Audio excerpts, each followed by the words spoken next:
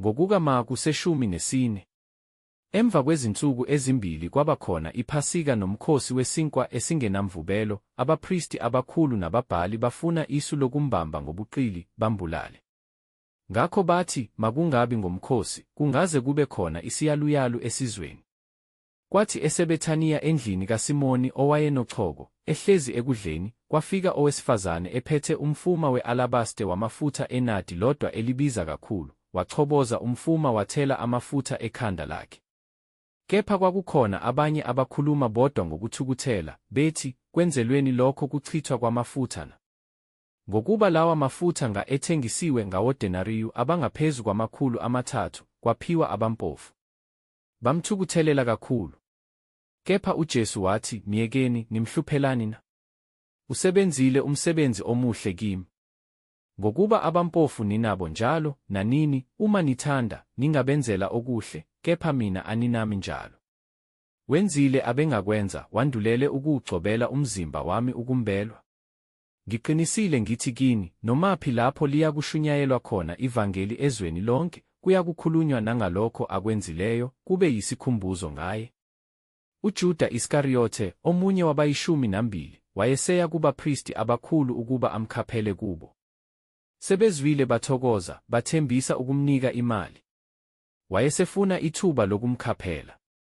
Ngosuku lokuqala lweSinkwa esingenamvubelo okwakuhlatshwa ngalo iPhasika, abafundi bakhe bathi kuye, uthanda ukuba siye silungiselephi ukuba udle iPhasika na? Wayesethuma ababili kubafundi bakhe, wathi kubo, hambani niye emzini, khona niza kuhlangana nomuntu othwele imbiza yamanzi, mlandeleni. Lapho engena khona, anothi kumninindlu, uthi umfundisi, iphi indlu yami, lapho ngingadlela khona iPhasika nabafundi bami na? Yena uza kunikhombisa ikamelo elikhulu eliphezulu, elendlelweyo, lilungisiwe, silungiseleni khona. Bahamba abafundi bafika emzini, bafumana kunjengokusho kwakhe kubo, base belungisa iPhasika. Kusihlwa wafika nabayi-12.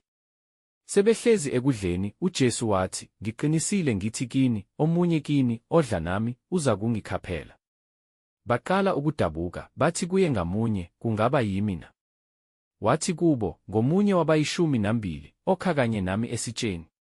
Indodana yomuntu iyamuka kambe njengokulotshiwe ngayo, kepha maye kulowo muntu indodana yomuntu ekhashelwa ngaye? Ngakukuhle kulowo muntu ukuba kazalwanga. Kwathi besadla, uJesu wathabatha isinkwa, wasibusisa, wasihlephula, wabanika, wathi, thabathani nidle, lokhu kungumzimba wami. Wayesethabatha isitsha, wabonga, wabanika, baphuza kuso bonke.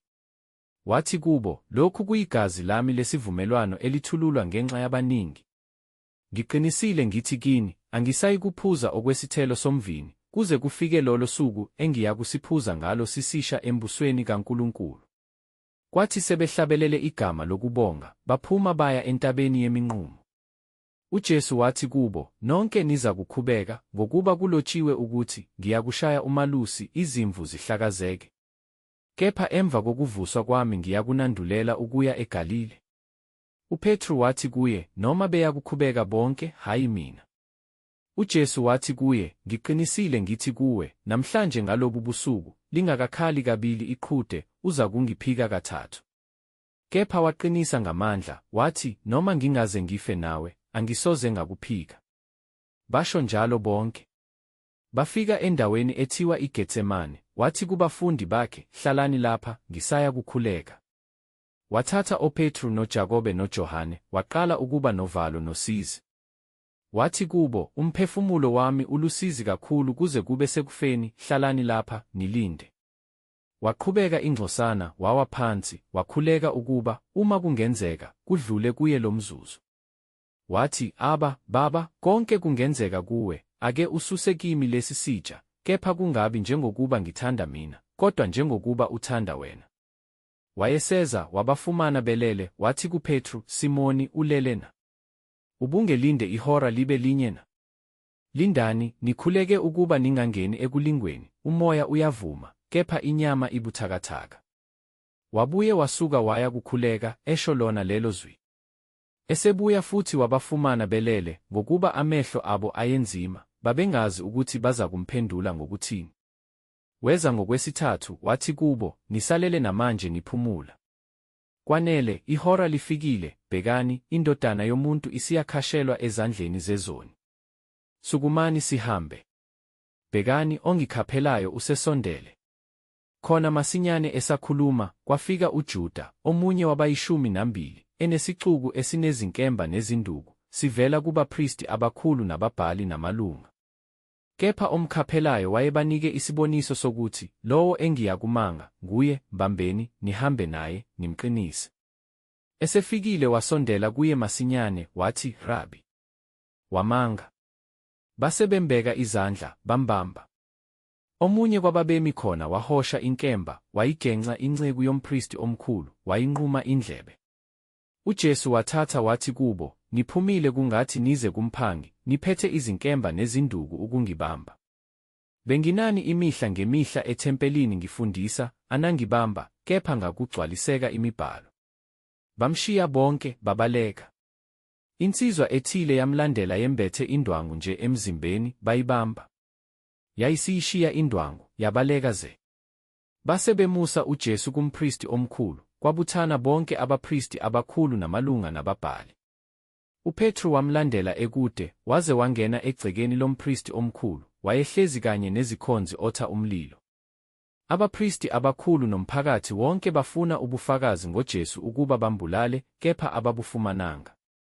Ngokuba abaningi bafakaza amanga ngaye, kepha ubufakazi babo abuhlangananga.